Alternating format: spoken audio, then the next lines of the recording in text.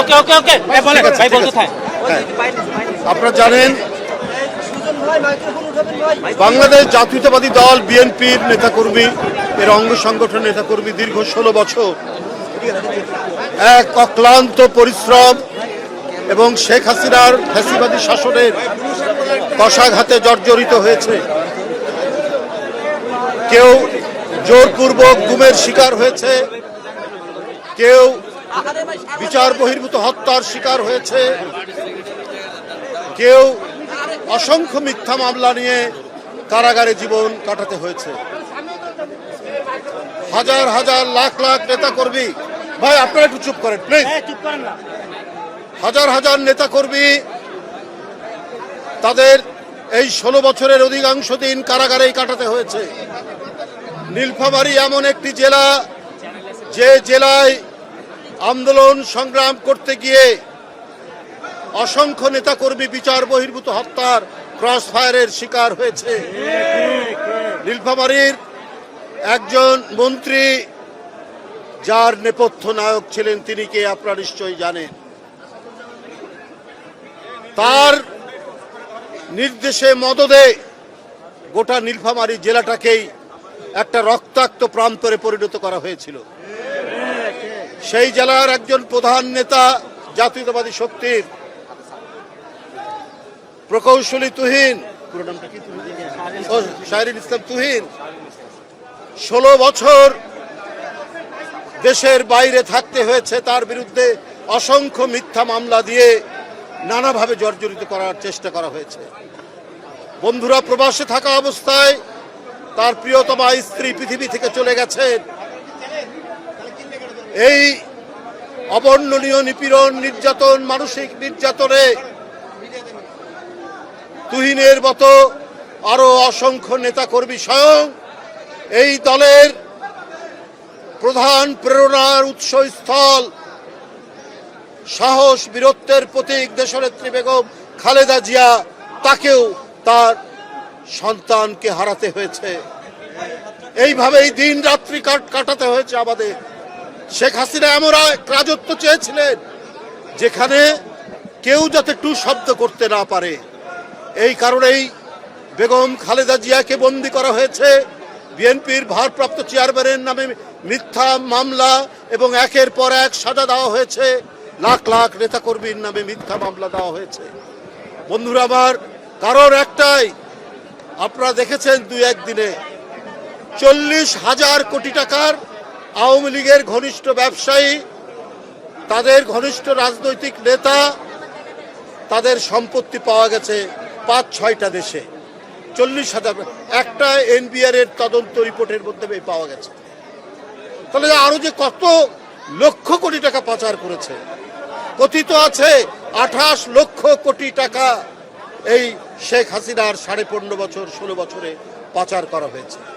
তাই বন্ধুরা আমার, এই দুঃশাসন জারি করেছিল বিএনপির নেতাকর্মীদেরকে অবর্ণনীয় জুলুম, নির্যাতন, নিষ্পেষণ, মিথ্যা মামলা, ক্রস ফায়ার এবং জোরপূর্বক গুমের মধ্যে দিয়ে, যাতে তারা দুর্বল হয়ে পড়ে। কিন্তু দেশনেত্রী বেগম খালেদা জিয়ার অটুট মনোবল এবং ভারপ্রাপ্ত চেয়ারম্যান জনাব তারেক রহমানের দৃঢ় নেতৃত্বে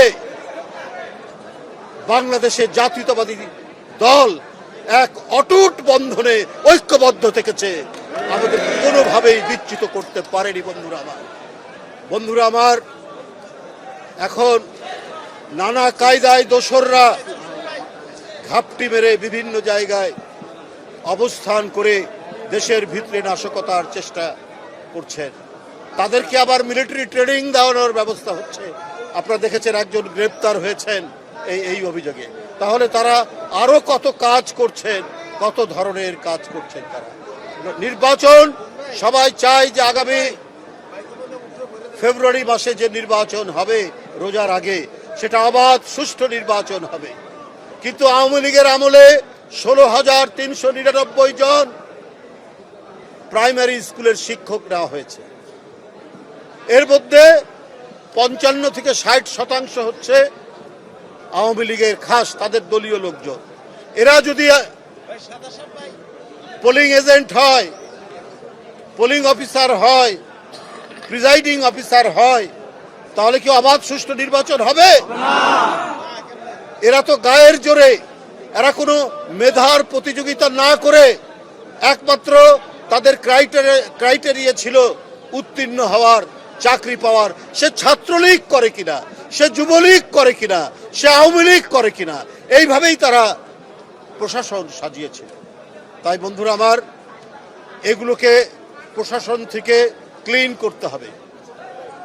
এদেরকে বেছে বেছে, আমরা চাই না যে বিএনপির লোকজনকে বেছে বেছে দিতে, তা না, যারা নিরপেক্ষ, যারা কোনো দিকে বায়াসড নেই, তাদেরকেই পোলিং অফিসার, প্রিজাইডিং অফিসার এগুলো করা উচিত।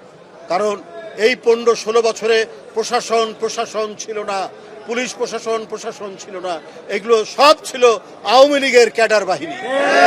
এই ক্যাডার বাহিনী দিয়ে অবাধ সুষ্ঠু নির্বাচন হবে না।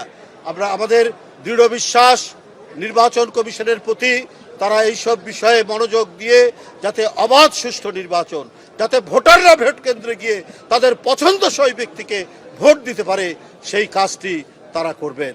আমি সেলিম এবং রুবেলের নেতৃত্বে নীলফামারী জেলা কমিটি, নতুন আহ্বায়ক কমিটি যেটা গঠিত হয়েছে, আমি তাদের সাফল্য কামনা করছি এবং তাদের নেতৃত্বে নীলফামারী জেলা কমিটি উত্তর ক্রমবর্ধমানভাবে তারা আরও বিকশিত লাভ করবে এবং আন্দোলন সংগ্রামে বিএনপির যে ভূমিকা নীলফামারী জেলায়, ঠিক আমাদের দেশ গঠনের ক্ষেত্রে এবং আগামী নির্বাচন থেকে শুরু করে অন্যান্য সকল রাজনৈতিক কর্মসূচিতে তারা সেই ধরনের মেধা শ্রম দিয়ে জাতীয়তাবাদী দলকে গড়ে তুলবে, এই প্রত্যাশা রেখে আমি আমার বক্তব্য শেষ করছি।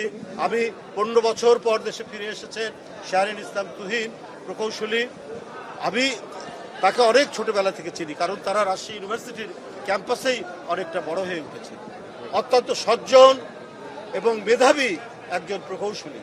আজকে জীবনের অনেক কিছু তাকে খেসারত দিতে হয়েছে এই 15-16 বছরে। আমি তাকে একটু কথা বলার জন্য অনুরোধ করছি। একটা বিষয় হচ্ছে ডাকসু নির্বাচন হচ্ছে, আচ্ছা, ও বলে নেওয়ার। দেখুন, আমি তো নিজেও একটা ইউনিভার্সিটির সেন্ট্রাল স্টুডেন্ট ইউনিয়নের ভিপি ছিলাম। আমাদের তো সবসময় প্রত্যাশা থাকবে যে সাধারণ ছাত্রদের যথাযথ প্রতিনিধিত্ব হোক। আমি এখন জানি না, এটা যেহেতু আমাদের ছাত্র রাজনীতি এখন যারা করছেন তারা ভালো মতো বুঝবেন, মানে নির্বাচনের পরিবেশ কেমন আছে এবং এখানে যথার্থভাবে প্রত্যেকের রিপ্রেজেন্টেশন হবে কি না, তারপরে সকল সাধারণ ছাত্রছাত্রীদের যে সেন্টিমেন্ট, সেই সব ধারণ করেই আমার মনে হয় বিশ্ববিদ্যালয়ের কর্তৃপক্ষ নির্বাচনের তারিখ ঘোষণা করেছেন। তো সেই বিষয়ে আমি মনে করি যে যারা সেখানে সংগঠন করেন, ছাত্র রাজনীতির সাথে যারা যুক্ত আছেন, তারা সেখানকার পরিবেশ নিয়ে তারাই ভালো বলতে পারবেন। হ্যাঁ, আমি তো আগেই বলেছি, প্রত্যাশা হচ্ছে যে সব সময়ের জন্য এবং নিয়মিত বিশ্ববিদ্যালয়ের যদি নির্বাচিত ছাত্র প্রতিনিধিরা যদি থাকে, তাহলে বিশ্ববিদ্যালয় সুষ্ঠুভাবে পরিচালনা করা এবং ইউনিভার্সিটির যে প্রথম যে বৈশিষ্ট্য থাকা উচিত, যেটা হলো একাডেমিক টোন, সেই টোনটা ঠিক থাকে যদি ছাত্র প্রতিনিধিত্ব যদি সেখানে থাকে। আজকে প্রায় 30-35 বছর ধরে কোনো প্রতিনিধিত্ব নাই, কিন্তু বর্তমান পরিবেশ পরিস্থিতি অনুযায়ী এই মুহূর্তে যে নির্বাচন সেটা কি ধরনের আছে, সেখানকার ছাত্র নেতারা যারা ছাত্র তারাই বুঝতে পারবে। আমার মনে হয় তাদের কাছ থেকে আপনারা জিজ্ঞেস করলে ভালো। বিদেশে অবস্থিত বাংলাদেশি কূটনৈতিক মিশনগুলো থেকে রাষ্ট্রপতির ছবি নামিয়ে ফেলতে বলা হয়েছে। এতে নানা দিকে প্রশ্ন উঠেছে, রাষ্ট্রপতি কি সরিয়ে দেওয়া হচ্ছে কিনা, এরকম একটি গুঞ্জন শোনা যাচ্ছে। ধরুন, সরকার একটা নীতি ঘোষণা করেছে, জিরো ফটো নীতি। সেই নীতির পরিপ্রেক্ষিতে তারা করেছে। এখন আমরা জানি না যে এটা উচিত না অনুচিত। আমরা এটা দলের মধ্যে আলোচনা করে পরে আমরা মন্তব্য করি। একটি ইসলামিক দল বলতেছে যে পিআর পদ্ধতি এবং সংস্কার প্রস্তাব বাস্তবায়ন করতে সরকারকে বাধ্য করা হবে। দেখো, এটা বাধ্যতার তো কিছু নেই। আমি এই প্রসঙ্গে বলবো যে জনগণ এটার জন্য প্রস্তুত কিনা। আমরাও তো রাজনীতি করি এবং অনেকবার বাংলাদেশ জাতীয়তাবাদী দল রাষ্ট্র পরিচালনা করেছে। এদেশের মানুষ পিআর কি অধিকাংশ মানুষ তারা জানে না, এবং এটা কি সিস্টেমে হবে না হবে, এটার অন্যান্য কি বিষয় সেটা তারা জানে না। অন্য যারা বলছেন তাদের উদ্দেশ্য কি আছে জানি না, কিছু হয়তো আমরা উপলব্ধি করি, সেটা আমি বলতে চাই না। তবে যে পদ্ধতিতে অবাধ সুষ্ঠু নির্বাচনের মাধ্যমে এবং জনগণ তার এলাকায় যে ব্যক্তিটি তাদের সাথে থাকে, তাদের পাশে থাকে, তাদের সুখ দুঃখের সাথী, একে আগে থেকেই তারা চেনে এবং এই চেনার কারণেই তারা বাছাই করে কাকে ভোট দিবে। এটাই হচ্ছে প্রতিষ্ঠিত পদ্ধতি। এর বাইরে গেলে জনগণ বিভ্রান্ত হবে। সুতরাং পিআর পদ্ধতি এই মুহূর্তে কোনো উপযুক্ত পদ্ধতি নয়। ধন্যবাদ।